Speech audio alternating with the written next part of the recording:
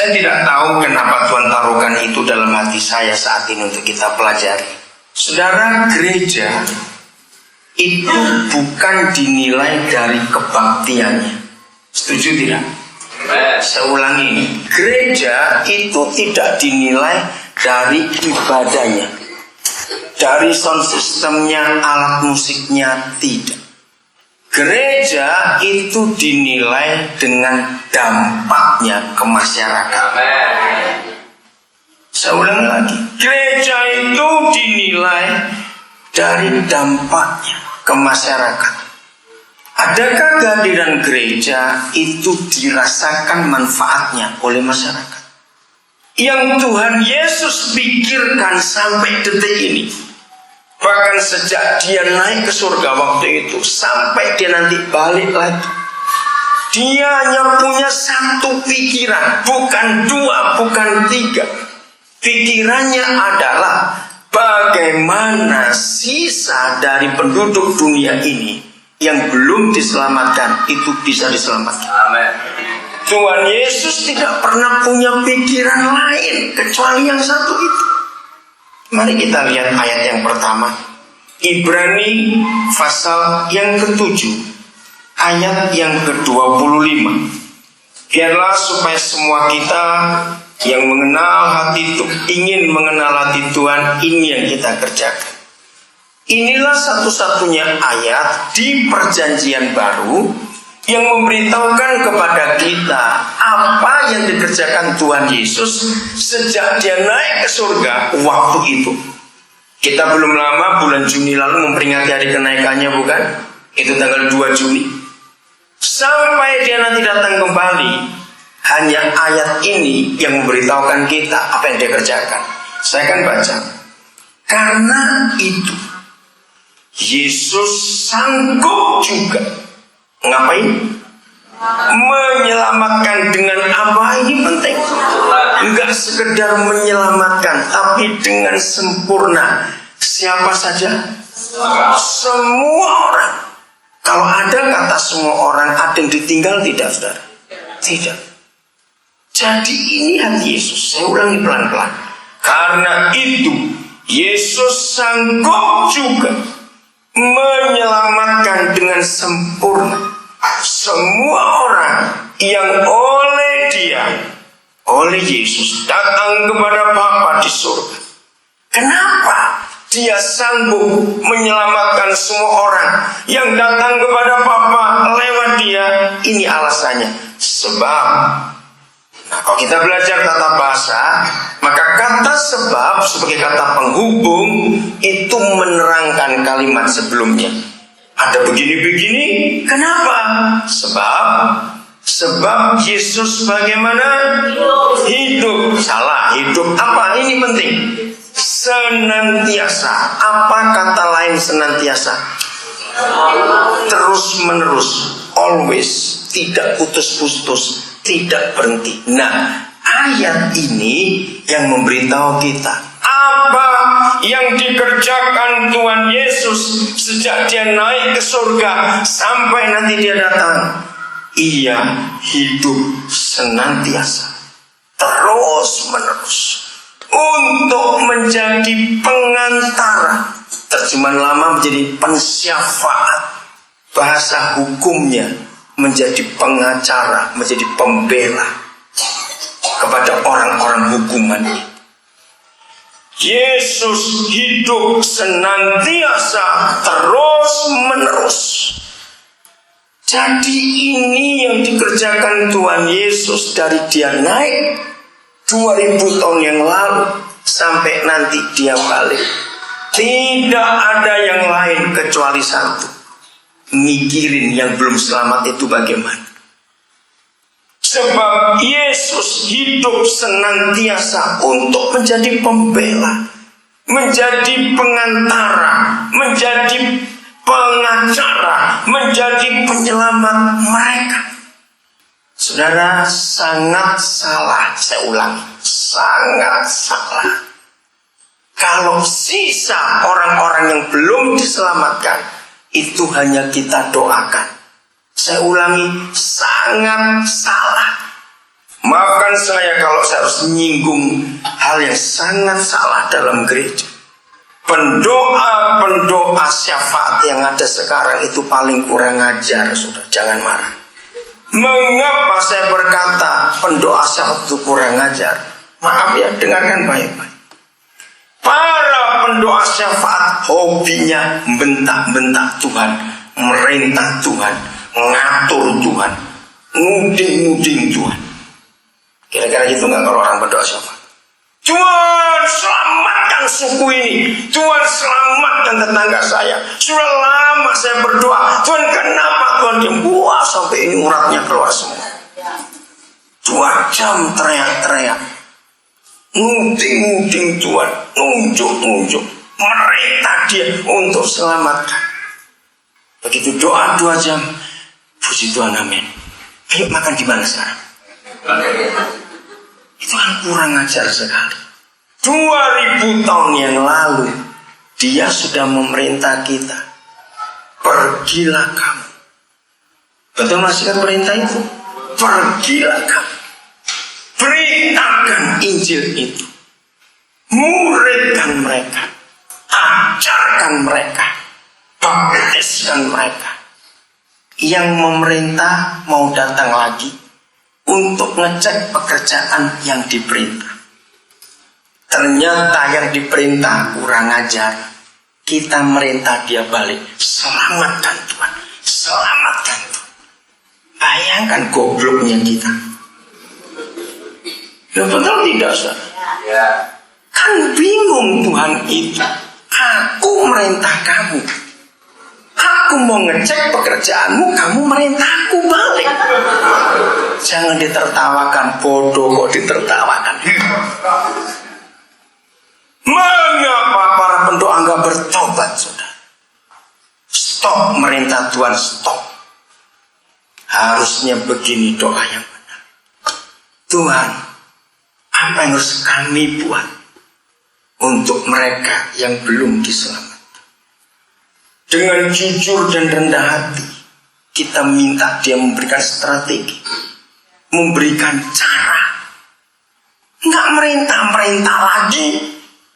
Maaf, saya mungkin satu-satunya pendeta di Indonesia yang sangat tidak setuju dengan yang namanya menara doa. Kenapa? Di situ para penjahat rohani bersembunyi, saudara. Bayangkan, dikejar, ditagih hutang. Kemana Bapak? Berdoa, bukan kurang ajar. Utang itu dihadapi dan dibayar, jangan didoakan. Oh, nggak ada yang amin. Maka itu banyak gereja ngawur. Mengajar, jangan takut saudara. Berapapun besar hutang saudara, catat angkanya, bawa ke sini saya doakan. Oh, kalau saya ketemu dengan itu saya tonjok dia. Itu kan pendeta kurang ajar. Kalau yang pakai duit kita, kurang ajar nggak yang suruh bayar Tuhan Yesus? Lu jawab, kurang ajar nggak? Ayo. Harusnya kalau kita punya utang, kita yang bayar. Jangan minta Tuhan lagi. Itu banyak pengajaran yang ngawur. Sakit didoakan, tunggu dulu. Kalau coang keming geragas, jangan didoakan. Kalau sakit, tahu kata cangkem geragas, mulutnya rakus. Bagaimana orang mulut rakus mau sehat? Kentok sembarang dimplok. Alkitab itu mengajar mana yang boleh dimakan dan mana yang nggak boleh dimakan. Jadi tolong hamba-hamba Tuhan, kalau ada jemaat sakit jangan selalu tumpang tangan, periksa dulu mulutnya. Kan begitu, bukan kalau kita ke dokter. Begitu kita periksa dokter, menyerangkan sakitnya, dokter pasti tanya, apa kebiasaan makan bapak atau ibu? Betul tidak? Sakit perut, tanyanya habis makan apa tadi? Nah ternyata mulut ini sumber dosa. Apalagi suka ngomel, suka gosip, suka ngerasani orang. Bertobat saudara. Kalau suruh ngomong tentang Yesus, cangkem kayak di resleting. Jangan malah saya ngomong kasar ini, supaya kita bertobat. Sudah waktunya gereja menyatakan yang benar itu benar, salah itu salah. Kenapa pemerintah kita jadi ngaco? Ingat, baca Alkitab baik-baik dari perjanjian lama sampai perjanjian baru. Apa yang dialami gereja di suatu negeri, itu yang dialami oleh pemerintahnya juga. Maaf ya saudara, jangan tersinggung. Selama korupsi dalam gereja nggak diberantas, maka korupsi di bangsa ini akan bisa diberantas juga. Selama gereja tidak pernah tegas pada kebenaran, pemerintah pun nggak pernah tegas pada hukum. Coba lihat berapa banyak kata-kata pejabat yang tidak tegas, yang membuat rakyat bingung. Hukum dibolak-balik karena gereja tidak pernah tegas. Jangan takut dimarahi orang kalau kita sampaikan kebenaran. Ini waktunya tampilnya Yohanes Yohanes Pembaptis akhir zaman. Katakan amin. Yang berani berkata kepada pemerintah. Dengar para pendoa syafaat lagi. Saya kalau dengar ada pendoa syafaat, doanya gini: Tuhan berkati presiden kami, berkati wakilnya, berkati para menteri, berkati para pejabat dari tingkat pusat, tingkat 1, tingkat sampai ke daerah, berkati anggota MPR. Itu doa paling kurang ajar, saudara. Dengarkan baik-baik. Sebab yang memerintah bangsa ini para perampok. Perampok kok gereja berkati, goblok sekali. Begini cara gereja berdoa: Tuhan, nyatakan keadilan-Mu, hukum para penjahat itu. Kok nggak ada yang amin? Saudara takut? Berhenti berdoa memberkati pejabat yang korup itu. Ngeri negara ini, saudara. Karena gereja yang salah berdoa. Saya nggak pernah doa sejak Mei 98. Ketika setan memakai bangsa ini, menghancurkan negeri ini sendiri, saya berubah cara saya doa. Hukum para penjahat itu. Saudara dengar baik-baik. Lihat Brunei, negara Islam. Lihat Malaysia, negara Islam, yang kekayaan alamnya jauh lebih kecil dari kekayaan alam Indonesia. Seharusnya kalau pemerintah kita mengelola dengan baik, oke lah, maklum kalau korupsi, asal dikit. Saudara tahu, saya terlibat dengan satu institut, namanya Institute Corruption Skills. Saya terlibat. Hanya ada 9 orang pendiri institut ini, masuk salah satu saya. Saudara, kami pernah ketemu KPK. KPK berkata, hanya asal tahu saja, uang rakyat yang dikorupsi oleh pejabat itu jumlahnya 67%. Kaget, 67%. Jadi yang ke rakyat cuma berapa itu? 33%.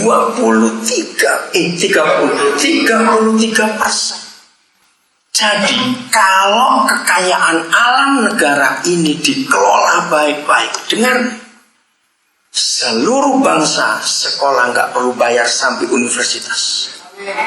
Kekayaannya luar biasa, sudah. Semua orang sakit berobat tidak perlu bayar. Sekarang saya lihat fakta. Di Indonesia orang miskin sakit itu cuma tunggu kapan mati, sudah gitu saja. Mau berobat bagaimana? Saya terlibat di dunia pendidikan. Dalam 2 tahun terakhir ini sekolah kedokteran mahalnya luar biasa. Lihat kemarin hari pertama sekolah, berapa juta anak Indonesia nggak bisa sekolah. Sekolah-sekolah Kristen sama kurang ajarnya mahal yang minta ampun. Maka itu ketika film Laskar Pelangi muncul, saya telepon sekian ratus teman-teman saya yang punya yayasan-yayasan Kristen, yang punya sekolah-sekolah Kristen. Saya bilang, nonton kamu, nggak nonton berdosa kamu. Film Laskar Pelangi itu melempar tai ke muka Yesus. Katakan amin. Kenapa? Muhammadiyah bisa buat sekolah gratis. Gereja kurang ngajar betul. Mahal sekali. Begitu kita dengar nama sekolah Kristen, sekolah Katolik, muncul pertama apa? Mahal. Kenapa? Karena korupsi dalam gereja. Laskar Pelangi itu hebat, saudara. Nangis saya nonton film itu. Ada di gereja uang itu banyak, cuma dikorupsi. Maka itu ketika banyak orang sibuk memberantas korupsi, saya cuma bilang bersihkan gereja itu. Khususnya dari kami para pendeta harus jujur. Kemana itu semua uang perpuluhan yang harusnya untuk orang susah, bukan untuk kita sendiri uang perpuluhan itu. Suka tidak suka saya akan tetap ngomong kebenaran ini. Pendeta terima perpuluhan bisa beli rumah di luar negeri, sudah ngeri sekali. Mobilnya ganti-ganti terus. Itu korupsi. Dengar itu baik-baik. Harusnya para pendeta bertobat seperti Paulus. Baca para pendeta. Kisah Rasul 20 ayat 33 sampai 35. Paulus tidak pernah makan uang jemaat. Dia kerja sendiri. Bahkan dia bisa membiayai teman-teman seperjalanan. Paulus berkata, emas dan perak aku tidak pernah minta daripadamu. Dan kamu tahu sendiri. Sampaikan pada semua pendeta supaya tahu ayat itu. Supaya kita ngerti. Ketika zaman Pak Harto, ini ketidaktegasan. Sampai hari ini nggak bisa berubah. Bangsa Indonesia sering terima hutang dari negara lain. Dulu belum ada IMF, belum ada G20. Tapi ada dari Belanda. Lihat Pak Harto berkata bantuan. Masih ingat kata itu? Itu sebabnya pejabat menikmati karena dibantu. Pak Harto nggak bilang itu hutang. Nah sampai hari ini kata itu sudah nempel di semua pejabat. Karena dibantu. Padahal itu hutang. Harusnya utang dikatakan utang. Setuju? Jangan bilang bantuan. Maka itu gereja, kalau hitam katakan hitam, putih katakan putih. Jangan dibolak-balik. Lihat anak-anak muda, nggak pernah tahu ketegasan, nggak pernah tahu kebenaran. Karena kita yang tua-tua tidak mengajarkan ketegasan dalam kebenaran ini. Menyedihkan. Jadi kalau doa jangan memberkati pejabat, hukum mereka. Cari data dari negara ini. Nanti akhir tahun ini akan ada pemilihan gubernur Jawa Barat. Saya tahu biaya pemilihannya 1 triliun lebih. Hanya untuk milih 2 orang saja. Kan gila sekali. Dari 280 sekian jumlah bupati di Indonesia dan wali kota, saya tahu yang diurusin KPK itu lebih dari 60%. Mau doakan apa? Termasuk para pejabat Kristen sama jahatnya. Lihat itu jaksa-jaksa Kristen, hakim-hakim Kristen yang ketangkap Kristen semua. Malu nggak kita? Saudara, Indonesia menjadi satu-satunya negara di dunia. Dengar, anak-anak saya nggak ada yang belajar ilmu politik. Saya belajar dari mereka. Dalam ilmu politik, negara itu seperti rumah. Rumah itu perlu tiang. Nah, negara itu ada banyak tiang. Tiang pendidikan untuk penopangnya, tiang ekonomi, tiang kesehatan, tiang politik, tiang keadilan, dan sebagainya. Di antara semua tiang itu, satu tiang utama namanya tiang keadilan. Nah, di Indonesia tiang ini sudah roboh kira-kira 16 tahun yang lalu. Kenapa? Karena Indonesia jadi satu-satunya negara di dunia, nggak ada duanya, di mana jaksa hakim itu duduk di kursi terdakwa. Ngeri nggak negara ini? Berarti tiang keadilan sudah runtuh 16 tahun yang lalu di negeri. Berarti yang disebut NKRI sudah tidak ada sejak 16 tahun yang lalu. Dan lihat berita yang kita dengar, tiap hari atau 2 hari sekali ketahuan jaksa ketangkap, hakim ketangkap. Begini perjanjian lama menuliskan. Saya nggak punya ayat khususnya, tapi saya baca kisah-kisah orang-orang percaya dipakai Tuhan dari zaman Abraham sampai zaman Maleaki. Baca, saya berikan beberapa contoh. Setiap pemerintahan di perjanjian lama, entah bangsa apa saja, negara apa saja, yang tidak sanggup mensejahterakan rakyatnya, maka Tuhan cari orang benar di negeri itu. Betul tidak? Kenapa ada Yusuf di Mesir? Kenapa ada Abraham di beberapa wilayah kerajaan? Kenapa ada Daniel, Sadrak, Mesak, Abednego? Kenapa ada Nehemia, ada Yeremia? Ingat, karena ketika pemerintah tidak bisa mensejahterakan rakyatnya, Tuhan cari orang benar di negeri. Jadi harapannya cuma gereja, nggak ada yang lain. Maaf, bagi yang belum kenal kami, istri saya di situ. Ada orang yang tahu kenapa Tuhan menyuruh kami ke Papua, yang paling timur. Saudara, karena kita tahu satu-satunya pulau di Indonesia yang paling kaya di dunia, bukan cuma kaya di Indonesia, di dunia, itu Papua. Hutannya, emasnya, Freeport itu satu hari ngambil emas Papua itu 2 ton, 2000 kilo satu hari. Belum yang lain-lain, batu baranya, nikelnya, tembaganya, uraniumnya, marmernya, wow, kekayaan. Tapi rakyatnya paling miskin se-Indonesia. Kami ke sana karena kami sadar kami ini gereja. Kemuliaan hanya bagi Tuhan, saudara dengarkan nih. Maka itu kalau saya bicara keras, saya melakukan. Kami mendirikan 30 sekian sekolah di Papua. Dan 80% itu sekolah gratis. Sebab kami sebagai gereja hadir untuk menyatakan keadilan buat bangsa itu. Kekayaanmu yang luar biasa, tapi pemerintahmu jahat. Saudara tahu uang otsus untuk Papua otonomi khusus setiap tahun, ngeri jumlahnya. Rakyatnya sedikit. Kemana uang itu? Dikorupsi oleh para pejabat yang Kristen itu. Saudara, ayo gereja mulai tampil. Amin. Kepada dunia ini. Jadi saya kembali ke Ibrani 7:25. Yesus pekerjaannya cuma satu. Maaf. Jangan saudara kira kalau kita bisa buat ibadah yang wah dan spektakuler itu dia senang. Tidak sama sekali. Yang senang kita yang mendengarkan.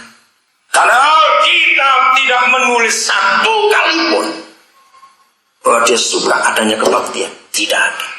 Yang dia suka cuma satu ditulis oleh kita. Baca Lukas 15. Masih ingat? Tidak ada ayat lain di Alkitab yang menyatakan apa yang menyebabkan surga bersukacita. Itu hanya Lukas 15. Masih ingat? Kalau ada siapa? Satu orang berdosa diselamatkan. Itu yang buat surga bersukacita. Kenapa gereja sekarang nyimpang jauh? Fasilitas yang kita perjuangkan, AC baru, mobil baru, sound system baru. Ketika 6 tahun yang lalu, salah satu anak kami lulusan Amerika, dia sound engineering. Waktu itu dia orang pertama di Indonesia yang punya gelar itu, lulusan Amerika. Ada satu gereja di Jawa Barat. Itu 6 tahun yang lalu. Anak-anak saya itu cerita. Karena anak saya dipanggil dari London, Inggris. Ada sebuah perusahaan sound yang terbaik sedunia. Dan dunia baru 5 yang menggunakannya. Dan kelima itu Indonesia 6 tahun yang lalu. 1 Amerika, 1 Jerman, tentunya Inggris sendiri, 1 Australia, dan kelima itu Indonesia. 6 tahun yang lalu, sound system saja, belum alat musik, itu harganya hampir 5 miliar. Soundnya saja. Karena anak ini lulusan Amerika, maka kampus itu kerjasama. Nah, dicari siapa di Indonesia yang ngerti ini. Anak saya dipanggil karena namanya ada. Yang dia kaget ternyata yang punya gereja. Dan itu satu-satunya sound system yang ada di Asia. Adanya di Indonesia. Kalau saudara ke Singapura ada gedung durian istilahnya, Esplanade. Itu aja nggak pakai sound system. Ini gereja bisa pakai. Saya mau katakan, jangan anggap Yesus bersukacita dengan fasilitas semewah itu. Tidak. Alkitab menulis satu-satunya membuat surga bersorak-sorai. Masih ingat betul, setuju tidak? Kalau ada yang ayat lain tunjukkan kepada saya. Mungkin saya belum tahu. Hanya Lukas 15. Dan ditulis 3 kali. Jadi kalau saudara ingin buat Yesus bersukacita, jangan buatan KKR, jangan buatan kebaktian. Carikan yang belum bersih. Selamat itu bawa pulang. Amin kan? Amin. Enggak usah jauh-jauh. Tolong orang Kristen. Ini zaman susah. Tolong para gembala, baik yang dari Jakarta, dari Banyuwangi, dari mana saja. Dengan ajari jemaat itu begini. Kamu satu keluarga, apalagi yang tinggal di daerah kumuh, daerah miskin. Satu keluarga, coba perhatikan 3 keluarga tetangga. Siapa kemarin sore nonton TV? Channel apa itu, Lus? Waktu kita nonton ada satu keluarga Situbondo, satu keluarga, 3 generasi kakek, nenek, bapak, ibu, anak-anak sakit semua. Kemarin sore TV apa ya? Lupa. Sampai istri saya bilang itu kan banyak seperti itu. Bayangkan di negara begitu kaya. Terus yang ngurus 7 anggota keluarga, 3 generasi ini, 1 bibiknya juga sama-sama miskin. Tinggalnya dalam peti yang dia bangun sendiri di pekuburan umum. Di syuting kemarin. Itu ditanya oleh wawancara. Jadi kenapa ibu yang ngurus dia saja cuma pemulung? Sambil tertawa, masih bisa tertawa. Keluar dari gubuknya, betul-betul peti, saudara. Dikasih atap plastik supaya nggak bocor kalau hujan. Dan itu kuburan. Sambil tertawa, dia bilang karena yang sehat cuma saya, yang lain sakit semua. Wih, waktu saya lihat itu, saya bilang pemerintah kurang ajar dan jahat. Kemana uang APBD sebanyak itu? Dikorupsi semua. Maka itu begini ya para gembala, tugas. Jangan para gembala hanya, maafkan kata-kata ini, hanya mencetak orang yang hebat di mimbar, tapi nggak hebat di luar. Kita jago kandang, berani kalau di gereja. Di luar kita nggak berani ngomong tentang Yesus. Maaf, Steve, Tessa, Papa nggak nyalakan kalian. Lagu yang kalian pilih terakhir. Coba referennya. Apa iblis telah dikalahkan? Bagaimana tadi? Lebih dari pemenang. Apa terus? Dalam soal sampai kata iblis apa tadi? Iblis telah dikalahkan. Stop. Saudara, tiap kali saya dengar lagu itu, saya tuh sakit hati. Sebab saya melihat setannya mengejek kita. Tadi singer iblis telah dikalahkan gini, saya nggak ikut nyanyi. Sebab mereka belum kalah, saudara. Dari mana saya tahu mereka belum kalah? Selama masih ada narkoba di dunia, iblis itu belum kalah. Katakan amin. Selama masih ada pornografi, iblis belum pernah kalah. Selama masih ada free sex, anak-anak yang lahir tanpa ayah, iblis belum pernah kalah. Maka itu jangan, itulah. Lihat kalau pemerintah pada hari kemerdekaan, pada hari koperasi, pada hari apa, saya tuh paling benar kalau baca slogan dengan semangat proklamasi kita begini.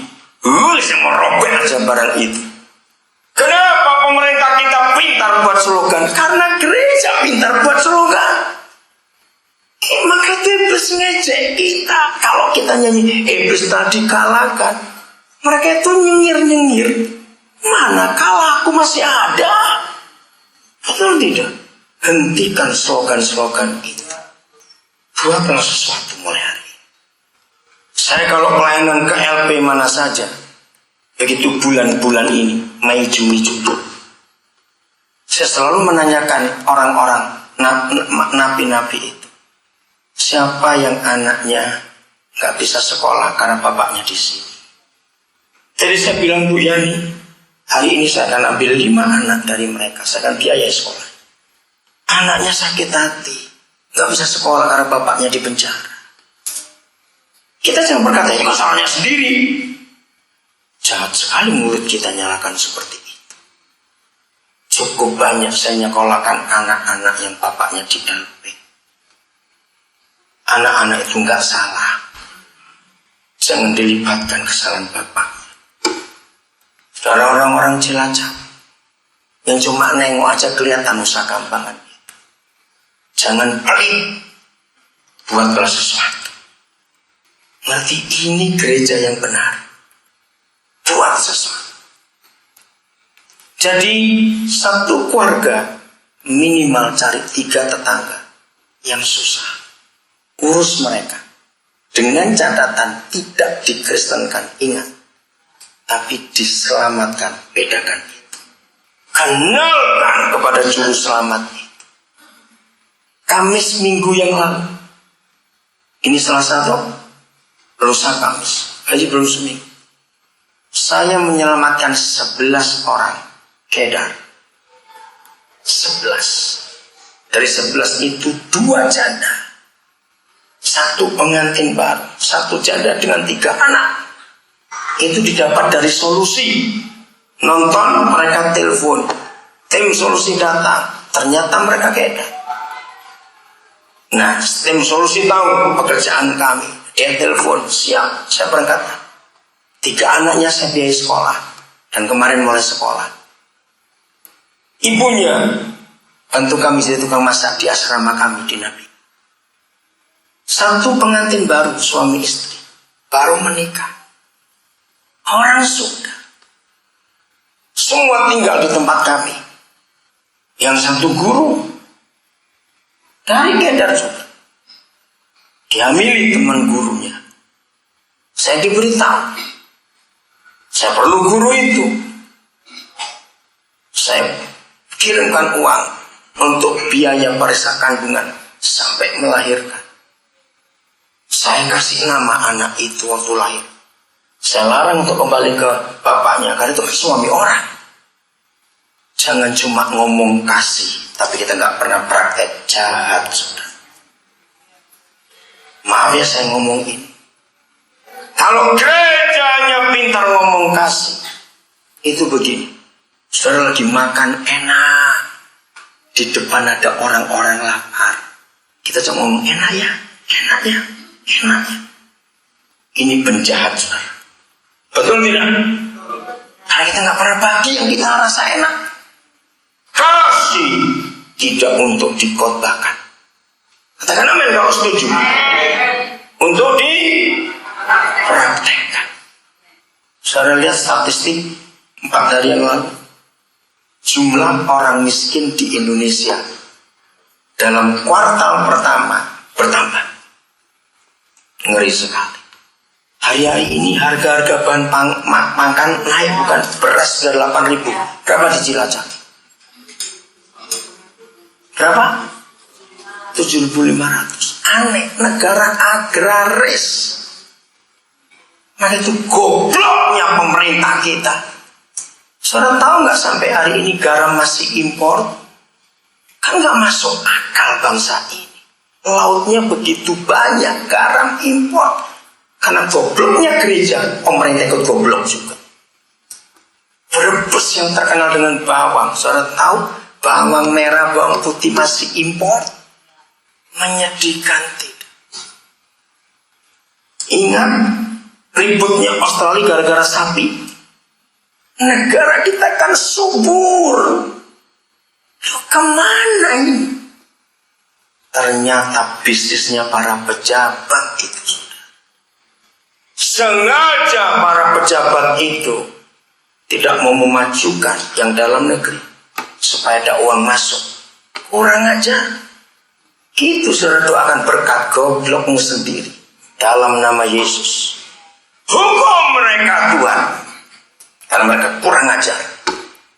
Jangan takut bicara kebenaran gereja, sebab kalau gereja tidak menyuarakan kebenaran, nggak ada kebenaran di negeri ini. Sebab kebenaran cuma Yesus. Kita harus berani ngomong. Bulan lalu tanggal 10-11 bersama anak saya Indra juga, kami duduk bersama-sama dengan orang Metro TV. Nah di situ saya baru dapat istilah bagus. Jadi saudara, semua sumber berita tentang korupsi, tentang kejahatan yang sering masuk TV itu, istilahnya side news, ya, berita sampingan. Apa yang dimaksud side news? Ternyata semua anak-anak sumber berita yang diberitakan di TV itu malu bapaknya dikenal begitu di TV. Jadi kalau di rumah anak-anak itu ngomongin bapaknya, Pak jangan begitu, kami ini malu. Wah itu buat saya masukan penting. Ngerti nggak maksud ini saudara? Jadi para koruptor itu anaknya pun gak setuju. Mereka berkata kami malu Pak. Gereja kita harus tampil untuk menyatakan kebenaran ini. Kalau tidak gereja siapa lagi? Sebab Tuhan gak punya siapa-siapa kecuali kita di dunia. Maaf Pak Gembala, saya cuma baca. Saya tertarik 2 slogan saudara. Yang pertama dari situ, diubahkan untuk mengubahkan. Saya harap jangan cuma jadi tempelan. Tolong para gembala cek Jumat, siapa yang sudah diubahkan dan berapa banyak orang diubahkan lewat hidup yang sudah diubahkan. Bukan ke Kristen lagi, katakan apa? Tadi kami turun, ada 2 tukang parkir di depan. Saya kalau ketemu orang, saya nggak pernah tanya agamanya apa. Tolong jemaat tanya anak mereka, bisa sekolah tidak tahun ini. Setuju? Awas nggak ada yang tanya, saya akan tanya mereka nanti. Saya nggak tanya mereka, saya akan tanya mereka. Pak, ada yang tanya nggak dari gereja ini? Serius. Yang kedua, nah ini yang maaf Pak ya, saya itu orangnya langsung, saya nggak mau basa-basi. Ini kata yang salah. Transformasi rohani. Nah ini yang salah. Kalau cuma rohani yang ditransform, akhirnya kita cuma hebat kalau di gereja. Karena rohani yang benar katanya adalah transformasi hidup. Amin kan? Saudara, saya paling anti kata-kata begini dalam gereja. Maka itu saya nggak suka. Ada apa saja yang dibuat oleh gereja, selalu ada kalimat kecil di bawah untuk kalangan sendiri. Oh, kalau saya Tuhan tak tempilin ini satu-satu, kan kurang ajar, betul? Yesus dan firman-Nya itu bukan untuk kalangan sendiri. Betul tidak? Dia mati untuk kalangan sendiri. Ngomong tantung sekon ya. Semarah betul itu sudah. Yesus mati untuk semua orang di dunia, bukan untuk kalangan sendiri. Bertobat gereja. Jangan pakai kalimat itu lagi. Itu setan yang membodohi kita. Karena kita takut. Kalau untuk menawarkan keselamatan, itu nggak usah takut. Kalau memindahkan orang ke agama Kristen, nah itu kesalahan. Tapi kita menawarkan, lalu orang itu mikir dan dia ikut. Undang-Undang Dasar 45 pasal 29 ayat 1 dan 2 menjamin. Catat pasal itu. Undang-Undang Dasar 45 UUD 45 pasal 29 ayat 1 dan 2. Dijamin itu tidak salah. Jadi kita harus menyatakan kasih itu kepada bangsa kita. Bukan untuk kalangan sendiri. Kalimat kedua saya paling benci kalau gereja dan pendeta ngomong begini. Ketika ada orang susah datang, orang sakit datang, orang punya masalah datang, kita pakai kata-kata Yesus, ya berdoa saja. Ini kurang ajar betul. Mereka sudah doa sendiri, maka itu nggak ngerti. Datang ke gereja, datang ke kita. Saudara tertawa untuk siapa itu? Diri sendiri. Puji Tuhan kalau ngaku. Harusnya begitu mereka datang kepada kita, ayo duduk, coba ceritakan apa yang terjadi. Dan saudara punya apa dan punya berapa, langsung bagi. Jangan bilang, ayo kita berdoa. Awas, gereja tidak pernah tampil dengan benar karena dipakai kata rohani semua. Orang Jawa bilang, kita ini isi ngambah lemah. Kita ini masih menginjak bumi, bukan 5 cm di atas tanah. Itu makhluk halus namanya. Karena kita masih menginjak bumi, maka kata roh halus dibuang. Karena kata rohani itu yang dipakai terus jadi salah. Kita nggak berani menyatakan Yesus. Memang nggak harus ngomong Yesus, enggak harus. Saya akan akhiri, saudara. Dengar konsep ini. Sebutkan nomor 1 yang Yesus katakan. Injil itu dia gambarkan sebagai apa? Nomor 1. Ada 4 yang kita temukan di Alkitab. Nomor 1, air. Loh, betul tidak? Saya tanya iya atau tidak. Dia itu ngomong air itu luar biasa. Coba aku buka Yohanes 7:38. Saya tanya kepada saudara, air itu kebutuhan pokok atau kebutuhan mutlak manusia? Ayo, yang jawab pokok salah. Bedakan. Air itu kebutuhan mutlak. Beras dan sejenisnya itu kebutuhan pokok. Maka itu kalau dalam keadaan terpaksa, manusia hanya suruh milih 1 di antara 2. Kalau makan atau minum, orang harus milih apa kalau nggak ada yang lain? Cuma boleh milih 1. Orang milih apa? Minum. Itu baru salah satu dari sekian banyak ayat yang mengatakan Injil itu air hidup. Sudah baca ayatnya? Oke? Nah, begini masalahnya.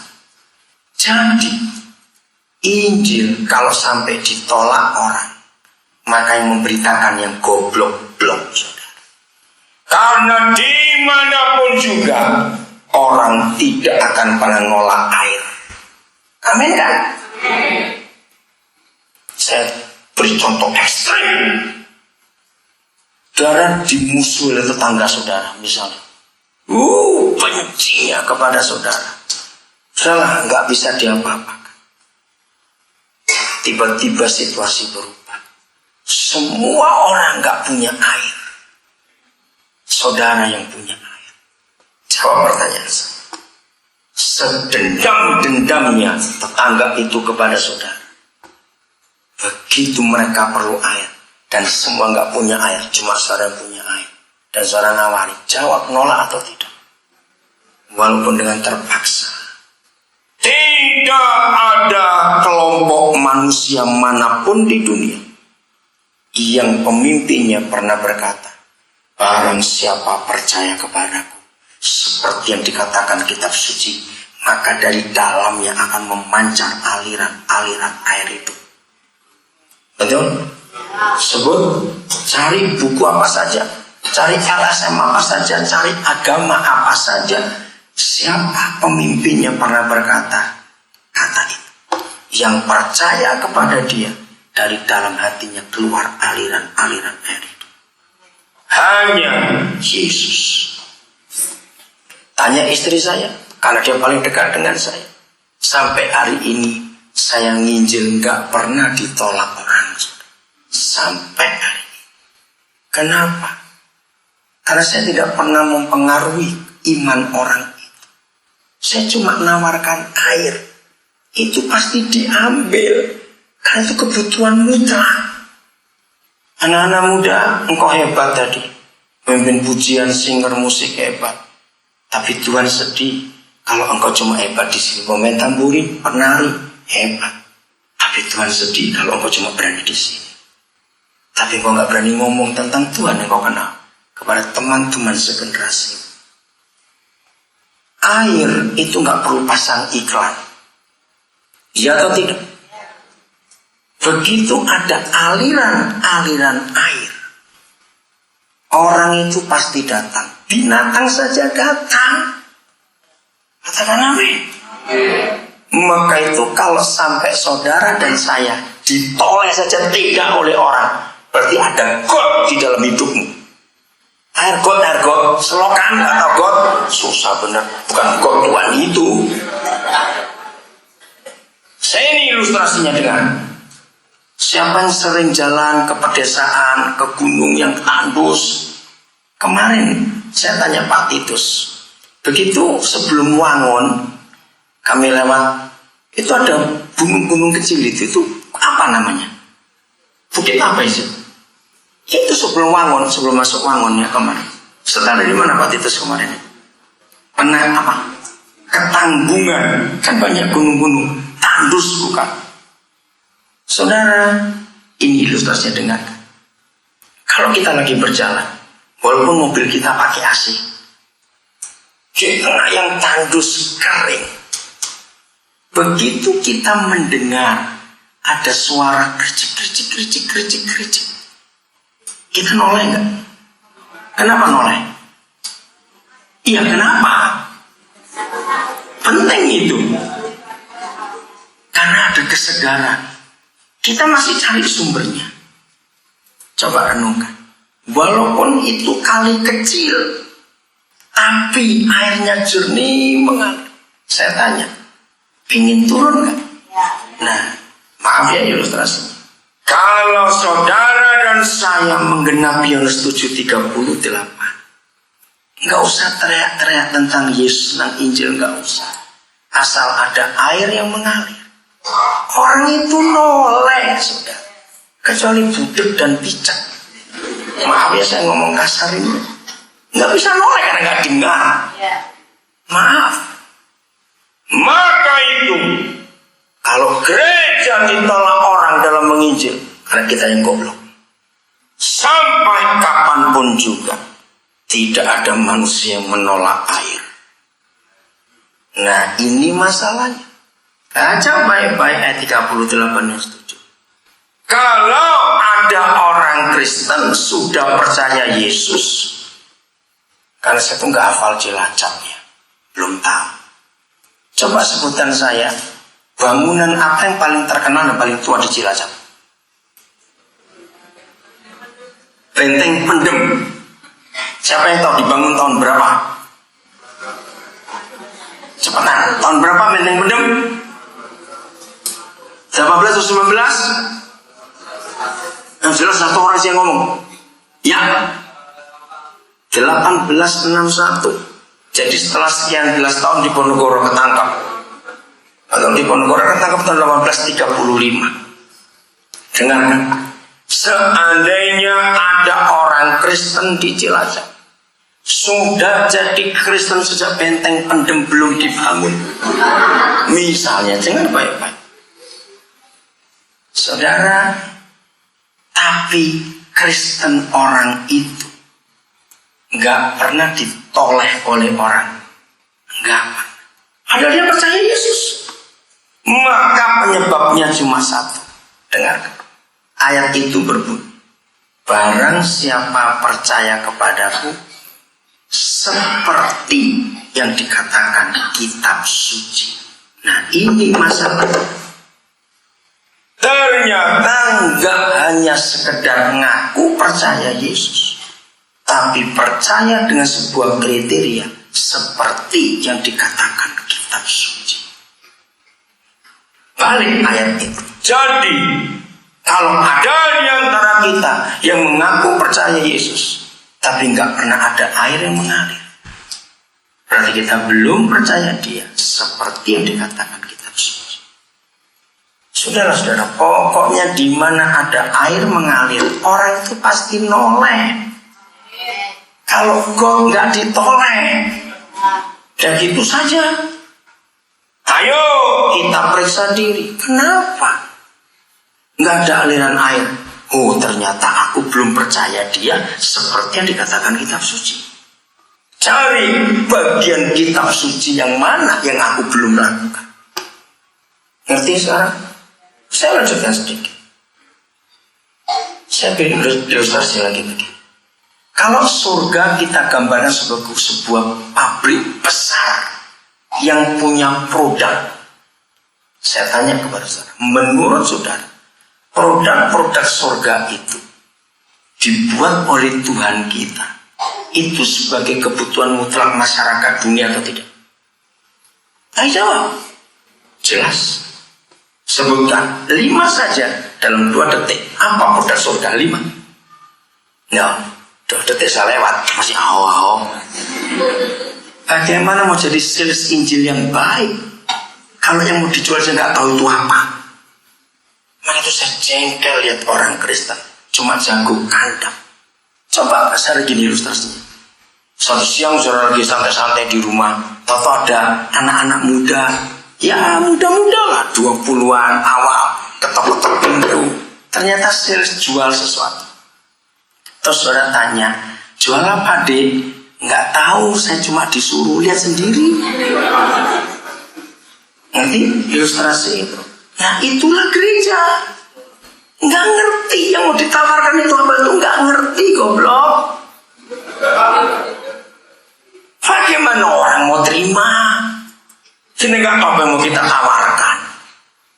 Produk surga bisa dimiliki oleh masyarakat lewat distributor tunggalnya. Saya tanya, siapa distributor tunggal kerajaan surga? Bukan gereja. Kembali Yesus meneh. Lah, salah. Betul tidak? Gereja ini distributor tunggalnya. Nah, malah ketok gobloknya kalau begini. Maafkan saya. Malah kelihatan kebodohan kita. Artinya saudara, semua produk surga ditumpuk di dalam gedung gereja. Saya sebut 10 hal saja. Ada ribuan produk. Nomor 1, pengampunan, keselamatan, kebebasan, kesembuhan, sukacita. Setuju? Ada yang lain. Maka itu cari produk papamu itu apa saja. Nah saya tanya, 5 yang saya sebutkan pertama tadi, ini kebutuhan mutlak tidak? Semua orang butuh ini. Yang lebih hebat lagi, semua produk surga itu gratis. Katakan namanya. Gratis. Dampaknya hebat. Yang menerima, jangan namanya dulu. Dampaknya hebat. Siapa yang menerima produk itu hidupnya pasti berubah. Dengarkan, gratis, dampaknya hebat, dan kebutuhan mutlak semua manusia di dunia. Enggak laku, saudara. Produk neraka. Dengar, tidak ada produk neraka yang namanya dosa. Dengar ya. Tidak ada di dunia ini dosa itu gratis. Jawab ya atau tidak? Semua dosa ada harganya. Bilang aja gini, situs porno yang dilihat di internet. Satu kali saya pernah diskusi dengan anak muda. Ya om, saya tuh nggak bayar om. Saya tuh pinjem HP teman saya. Kamu, ya temanmu yang bayar goblok. Internetnya itu tadi. Lu betul tidak sah? Ngelihat situs porno aja itu bayar. Judi. Mana ada judi nggak ngeluarkan duit? Masa kentut? Lu betul tidak? Semuanya duit, tahu tidak? Mana ada orang mabuk gratis? Kenapa tertawa? Mana ada orang kepelacuran gratis? Semua dosa itu ada harga. Yang paling gila itu narkoba. Enggak ada dosa dalam sepanjang sejarah manusia kecuali akhir zaman ini. Narkoba. Saya bukan bandar, tapi satu harganya karena baca koran. Yang paling mahal itu kokain. Itu sudah 5 juta 1 gram. Di bawah kokain itu sabu-sabu 1,5 juta sekarang 1 gram. Nanti sudah naik lagi. Bukan bandar, bukan bandar, mantan. Itu paling sedikit yang ngomong. Bayangkan, sabu-sabu itu 2 juta. Dengar ini saudara. Mahal, bahkan sangat mahal. Dampaknya mengerikan, betul tidak? Yang kena dosa itu hancur hidupnya, hancur masa depannya, hancur karirnya, ujungnya mati. Laku, saudara. Dan lakunya nggak tanggung-tanggung, laku keras. Saya minta semua jawab jujur dalam konsep bisnis. Kalau ada produk yang gratis dan itu kebutuhan mutlak semua orang, tidak laku. Padahal pasang iklan, gereja itu pasang iklannya luar biasa. Macam-macam, nggak cuma radio.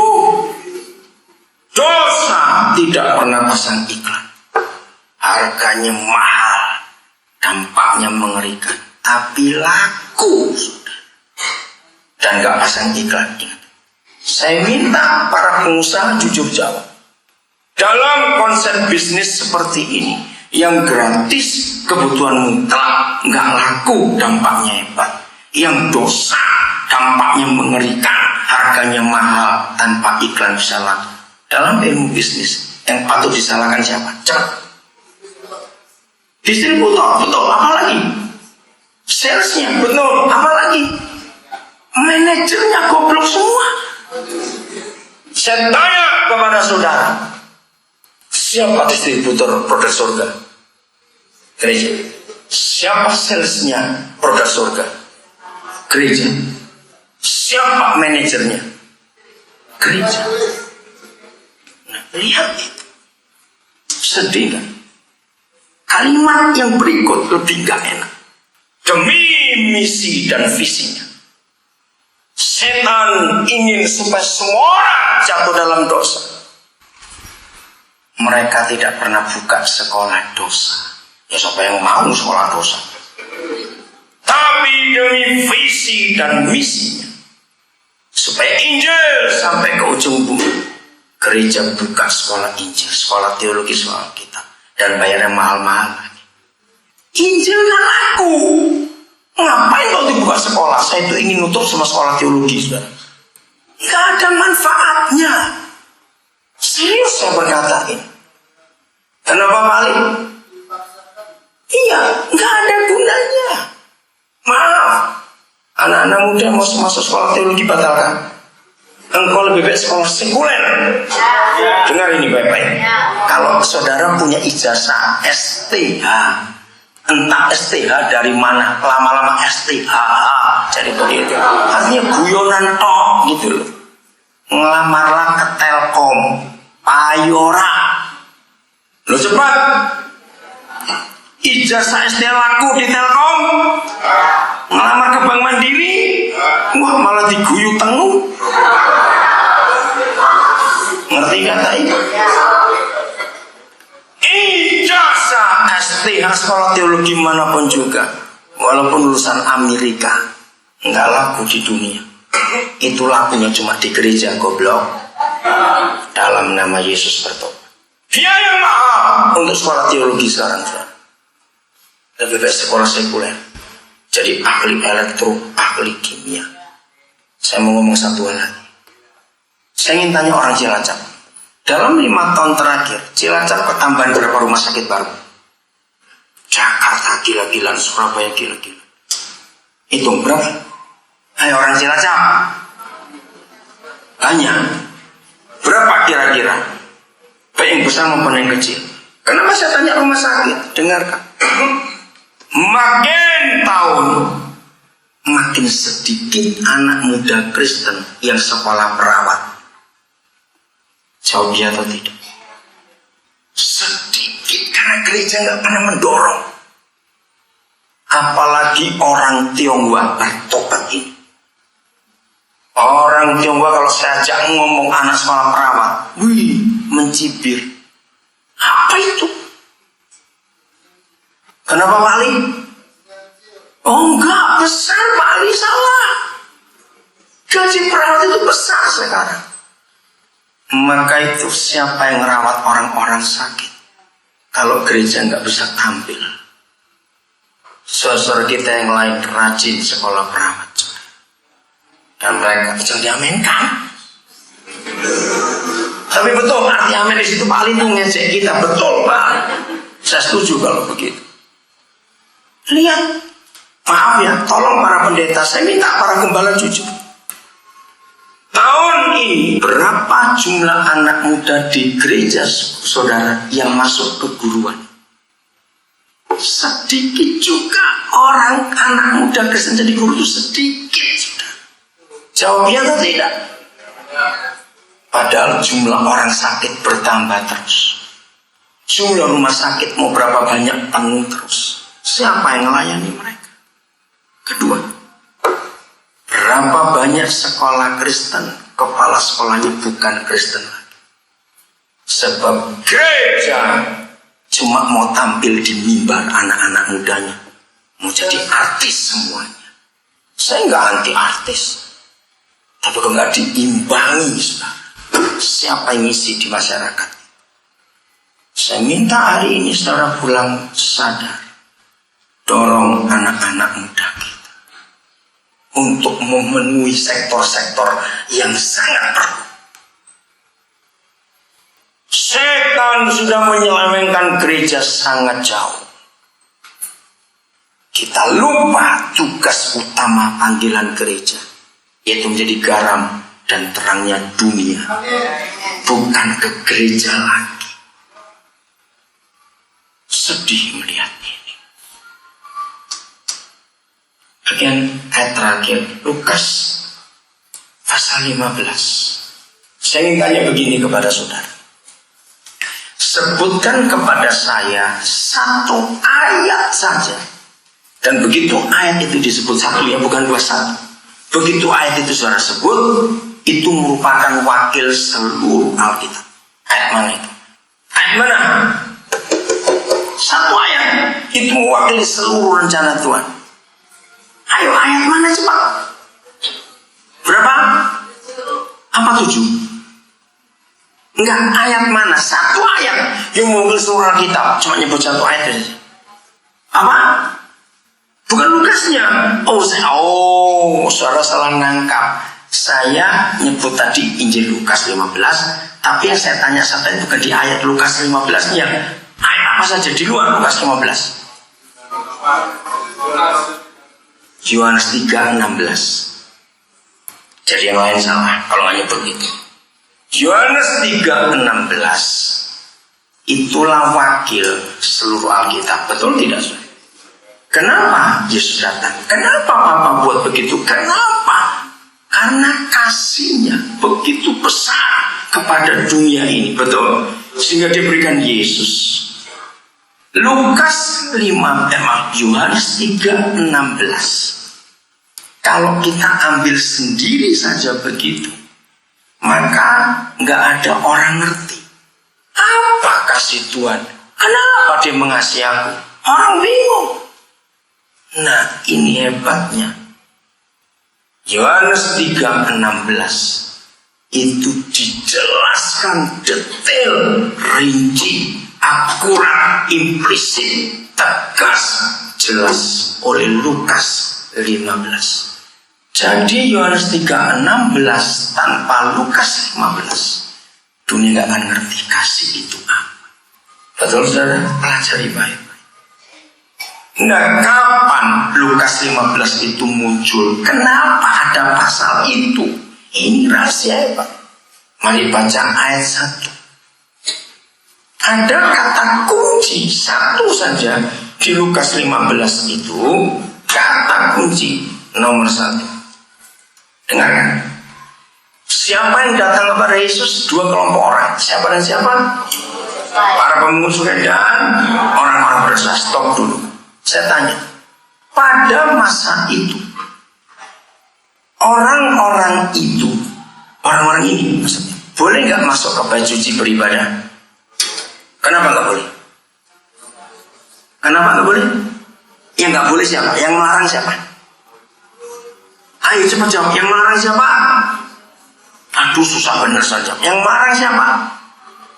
Ahli Taurat, orang Farisi, imam-imam. Itulah para rohaniawan. Dengar saudara, suatu hari di perayaan Natal, saya sedang diundang khotbah satu gereja dengan acara Natal yang meriah. Nah, ketua panitianya itu sudah memberitahu saya, nanti Pak Dani jangan kaget, ketika puji-pujian berlangsung, nanti ada orang gila masuk. Nah, itu bukan orang gila, itu salah satu anak muda kami. Cuma ditandani kayak orang gila betul. Jadi pujian sedang berlangsung saudara. Wah, semangat. Masuklah si gila, namanya gila, teriak. Dan saya sampai heran, kok bisa dapat bau gitu? Bau dari mana itu anak?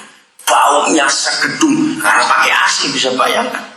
Terus saya juga mikir tuh rambut bisa digitukan, pakai apa itu? Terus saya mikir juga dapat dari mana pakaian compang-camping. Langsung duduk di paling depan, ribut. Tapi pengen pujian sudah tahu juga, itu kan temannya sendiri. Jadi dia tetap nyanyi, saudara. Tapi majelis gereja yang tangkap orang itu diusir keluar. Tapi orang anak itu meronta betul. Wah, majelisnya jahat sekali, paksa keluar.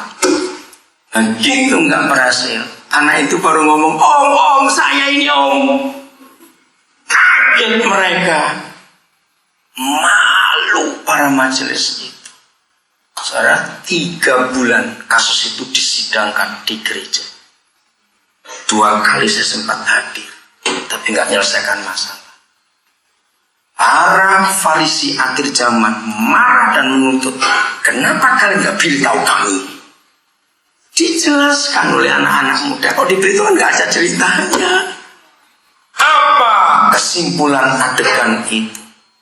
Ternyata gereja nggak pernah siap kalau ada orang berdosa masuk. Kita usir dia. Walaupun itu cuma satu gereja, tapi saya percaya kalau kita praktekkan di mana-mana, sulit cari gereja bisa menerima. Berarti gereja hanya untuk orang baik.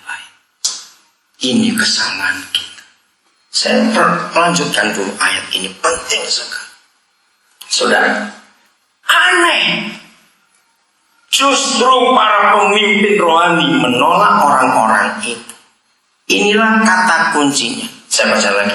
Para pemungut cukai dan orang berdosa biasanya, saya suka kata biasanya ini, datang kepada Yesus untuk mendengarkan dia.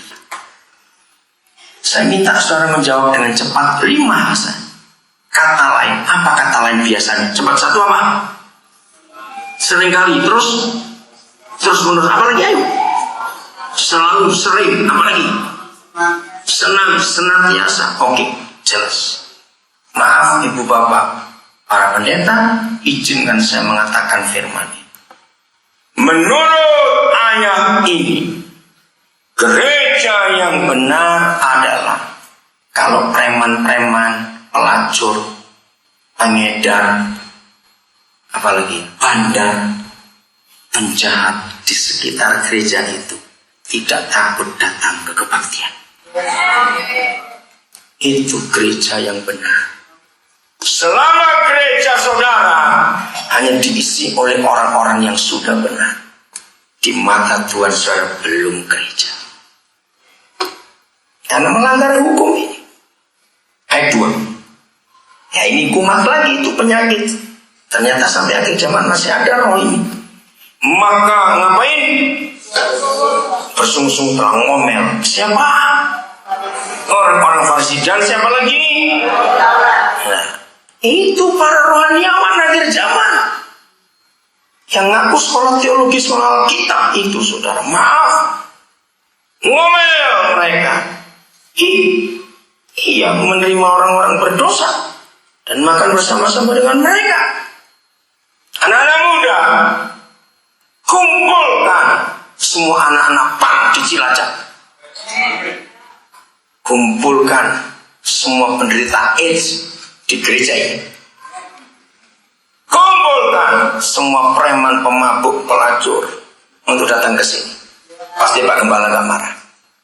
Ingat itu Pak, para gembala, buka gereja ini untuk orang-orang itu. Karena itu hati Yesus sejak zaman dulu. Yesus sabar sekali. Lalu ia mengatakan, padahal diomeli, diomongin, dirasani, orang Jawa bilang, dia gak marah. Lalu ia mengatakan perumpamaan ini kepada mereka. Nah, perumpamaan saya gak usah baca, karena kita semua tahu. Ingat gereja. Gereja yang benar menurut Lukas 15. Kalau begini bunyinya, rela meninggalkan yang 99, lalu pergi keluar cari yang satu hilang. Itu gereja benar. Tapi gereja zaman sekarang memutar balik.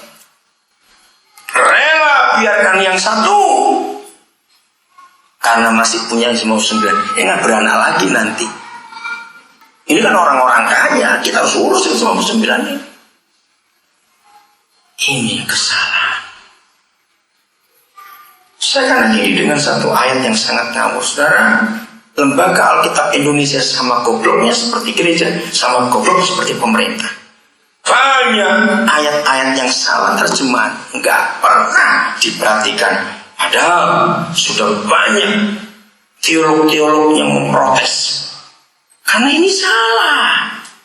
Tapi dipakai terus. Ini contoh ayat terakhir. Yeskiel pasal 34. Judulnya lihat ayat 1. Ngeri. Tolong yang punya WL kemana tadi kok saudara keluar, kenapa? Ayo saudara, WL siapa namanya? Kenapa saudara keluar masuk? Suruh masuk kembali. Ya. Judulnya apa? Ayo. Judulnya apa? Tuhan gembala Israel yang baik melawan gembala-gembala yang jahat. Ngeri. Dari PowerPoint ada Alkitab enggak? Adek? Ada? Enggak ada. Yang apa? Inggris ada. Oke, bukakan bahasa Inggris. Lihat. Nanti saudara pulang, yang bisa bahasa Mandarin, bisa bahasa Jawa, bisa bahasa Jerman, dan jangan bahasa Indonesia. Ini ngaco. Saudara lihat terjemahan yang 180 derajat salah. Ini baru satu. Ada puluhan kata, mungkin ratusan. Tapi lembaga kita nggak memperhatikan. Ayat yang ke-14. Ya, maaf. Ayat yang ke-15 mulai. Udah, tolong bisa nggak adik di layar bahasa Inggris? Yeskel 34 ayat 15-16. Aku sendiri akan menggembalakan domba-dombaku, dan aku akan membiarkan mereka berbaring. Demikianlah firman Yahweh Tuhan. Yang hilang akan kucari, yang tersesat akan ku bawa pulang. Ayat 16 ya dek.